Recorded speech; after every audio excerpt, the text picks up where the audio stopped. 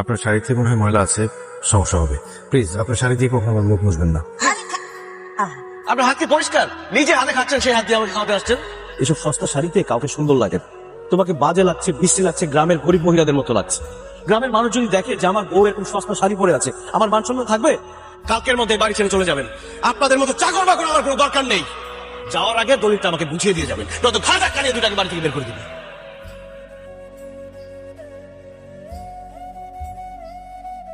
নাবিলা, আমি আসলে মানুষ না, আমি একটা পশু। যে মা আমাকে গর্ভে ধারণ করেছে, আমাকে দুনিয়ার মুখ দেখিয়েছে, সেই জন্মদাতা মা বাবাকে আমি অপমান করেছি। তারা আমাকে একটু আদর করতে চাইতো, আমি বিরক্ত হতাম। আমার মা আমার গায়ের ঘাম মুছে দিতে চেয়েছিল, তাকে সে সুযোগ আমি দেই নাই। আমার বাবা আমাকে একটু জড়ায় ধরতে চেয়েছিল, আমি নোংরা বলে তাকে দূরে সরাই দিচ্ছি। কতটা কষ্ট দিয়েছি তাদের,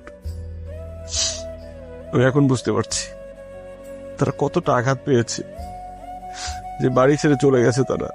দেখো, মন খারাপ করো না।